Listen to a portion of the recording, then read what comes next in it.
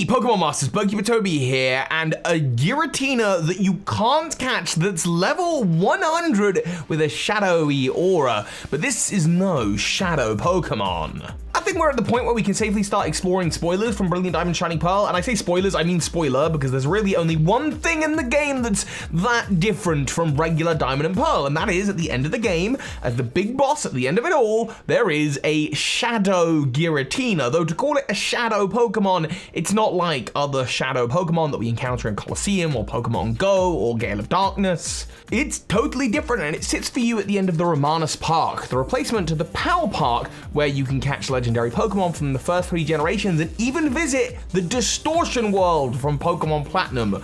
Or is it the Distortion World? There is a lot of mystery here, it's very cool, and I'd love to know why they included all this in the first place. Well, as good as Toby is, he couldn't answer this all by himself, which is why I, Hoops and Hip Hop, am here to hopefully try and help out. As Toby was saying, Shadow Giratina has got to have some kind of explanation, because it's the kind of thing that just doesn't happen in Pokemon. It's a level 100 super boss that you cannot catch, and really the only comparable thing to it within the entire series is the Marrowak ghost from the Kanto games. But given that these games are supposed to be faithful remakes, and this clearly wasn't in any of the original Sinnoh games, I feel like it has to mean something, and as Toby and I talked about over on my channel, I feel like it could even connect to Legends Arceus. Hey Hoops, and with that being said, after some post-Brilliant Diamond Shining Pearl mind melding on Discord, we have come up with 2 videos. One more theory-based, which is obviously here, talking about how exactly Shadow Giratina works within the world of Brilliant Diamond Shining Pearl, and then a video over on Hoops' channel talking about what that means for Legends Arceus and what impact Shadow Giratina will have. A video more rooted in the realm of speculation, but let's delay no longer and dig to the bottom of this mystery. What is the deal with Shadow Giratina?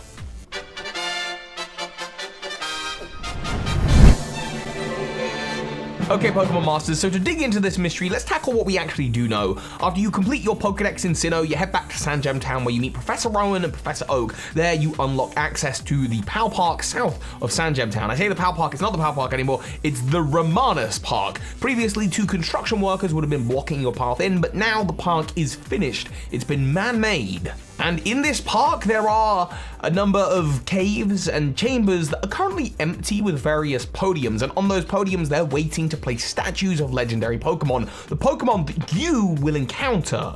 These legendary Pokemon include the birds, the beasts, the Regis, Mewtwo, Ho and Lugia, Groudon, Kyogre and Rayquaza, Latias and Latios, and then of course, Giratina.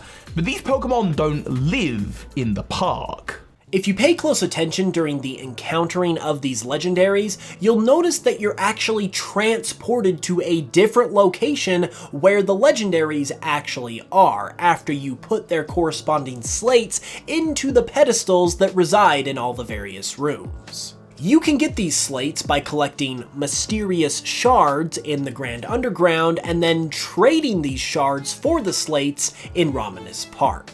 They kind of have a Z crystal type look to them in their small form and resemble the head of a flower in their large form. However, their only purpose in the game is to be traded for these slates. Given that the Romanus Park is also the only place or person in the game that deals in these slates, I think you're not so much trading the shards for the slates as you are collecting the shards so they can be made into the slates themselves. This actually goes along with another older theory that says that the other kinds of shards that you can also find in the underground are actually bits and pieces of Arceus plates. So in both cases, we've got these shard-like objects that you can find in the underground that are pieces of plate or slate-like objects, and just like the Arceus plates, these slates that are used for the legendaries in the Romanus Park have a mysterious power because, as I said earlier, they are actually capable of transporting you to another location. For the lower level legendaries like the birds, beasts, slatties, and reggies, you get transported to the pure space, which looks a lot more like the Romanus Park with various Romanus roses across the floor. There's a lot of greenery and it's a much nicer aesthetic to where you get transported for the rest of the battles, the weird space that looks a lot more like the conventional distortion world that we saw in Pokemon Platinum. And in fact, we see that the strange space is very reminiscent of the distortion room, the room which you go in to find Giratina. But I wouldn't say that the pure space is too dissimilar to the distortion world either. The distortion world is characterized as being a location where the rules of physics aren't quite the same. Gravity is all over the place and the earth is shattered and dismantled, and you can see that in the background of the pure space. So what is the difference between the pure space and the weird space or the strange space? And are you getting transported to another location or even the distortion world? I think yes, that's exactly what's happening. Throughout the video games and even the animated series, we haven't seen much of the distortion or reversal world, usually just a sort of single corridor of platforms in this kind of purpley space. We don't know how big it is or if other environments can exist within it, but given the parallels of how you access the pure space and the strange space, it seems likely to me that they are just parts of the same area, the same type of location, the distortion world. And in fact, they have to be at least the strange space part of the distortion world, because that's where you encounter this form of Giratina, the origin form, which can only be encountered in this way in the distortion world or in the real world if it's holding a Griseous orb. But interestingly enough, despite the fact that you obtain the Griseous orb by battling this form of Giratina, this form of Giratina isn't actually holding an item. If you sent in a Pokemon using Frisk, it wouldn't detect that this Pokemon's holding anything at all. In fact, if you look at the game's code, there is no Griseous orb on this Giratina. How could that work though? If Shadow Giratina isn't actually holding the orb, then how could it even be in its origin form in the first place? Well, the answer explains not only this, but it also explains what Shadow Giratina truly is. In order to get this interesting form of Giratina to appear at all, you first have to go and capture the regular Giratina at Turnback Cave like you did in the original Sinnoh games. So, with you capturing Giratina, and then Shadow Giratina also being its own thing, does that mean that we have two Giratina here? Well, no, that cannot be the case, because as we know, Giratina is essentially a creator deity, and therefore there can only be one of it in existence. I mean, unless you want to count the whole Sinjoh Ruins event in Heart Gold and Soul Silver, where we see Arceus create a whole nother version of one of the creation trio, but that's a whole other game and situation. There definitely couldn't be two Giratinas in this game, which means that Shadow Giratina isn't a Giratina, and in fact, it's not even a Pokemon at all. This explains why you can't catch it, and it also explains why you obtain the Griseous orb after defeating it, because it's actually a manifestation of the Griseous orb itself.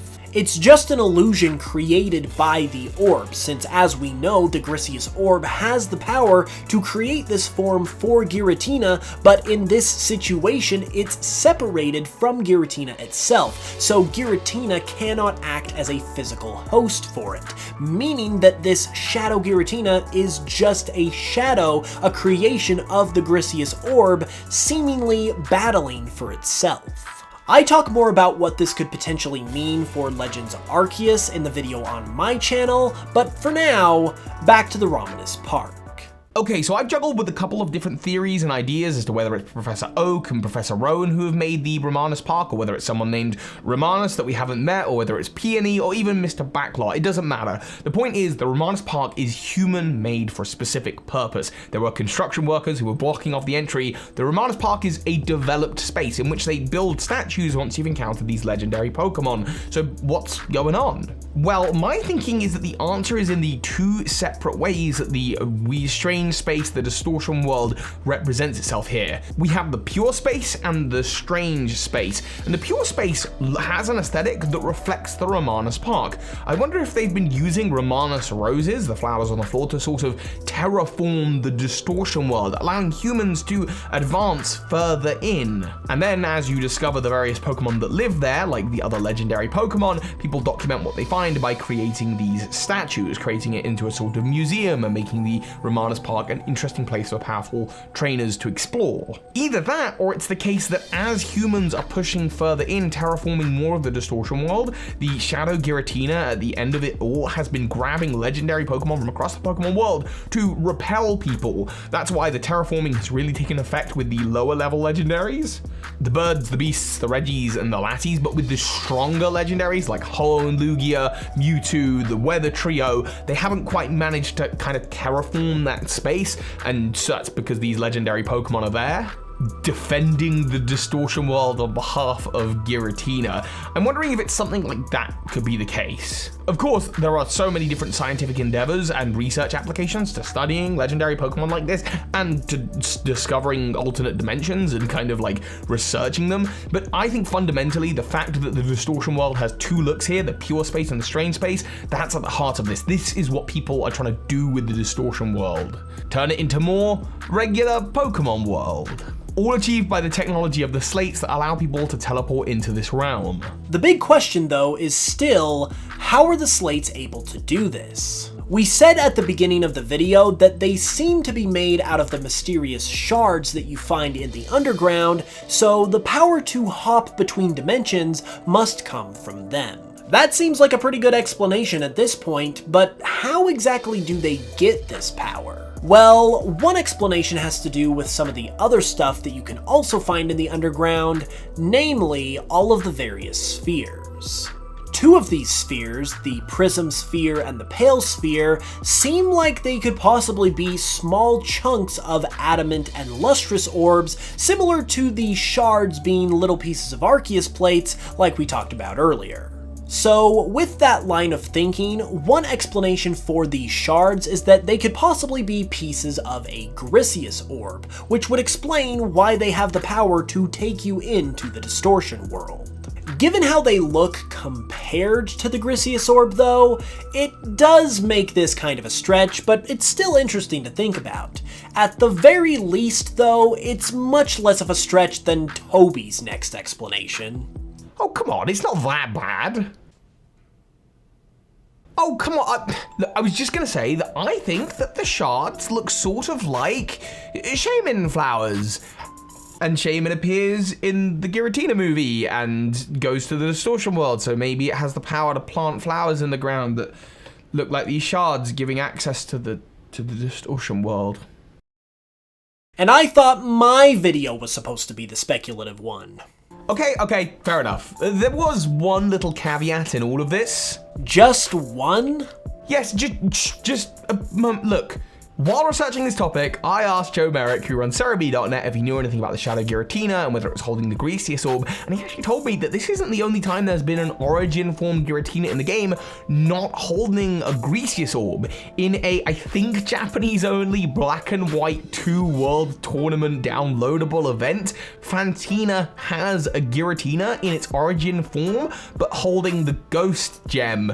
But if you count that as canon, I don't know. This is like in the same canon where Sabrina has a Mewtwo and I think Winona has a Rayquaza, so maybe not. Still, it's absolutely fascinating to still be discovering new things about Pokemon that I didn't know. Speaking of fun new narratives though, if you want to hear more about Shadow Giratina and how it could potentially connect to Pokemon Legends Arceus, then come on over to my channel with the link in the description or the end screen or wherever Toby decides to put it, and come check out my video where Toby and I are talking all about it. And of course, so hi Pokemon Masters. Boom. This is Ash Ketchum. You just watched a video by Birdkeeper Toby. That makes you a Pokemon Master. Wow, a huge thank you to those of you who are supporting this channel, especially those of you on Patreon and the big patrons of this month, JD Gottlich, Pokebliss, Michael Hornshoe, and Jed Rubin. Thank you.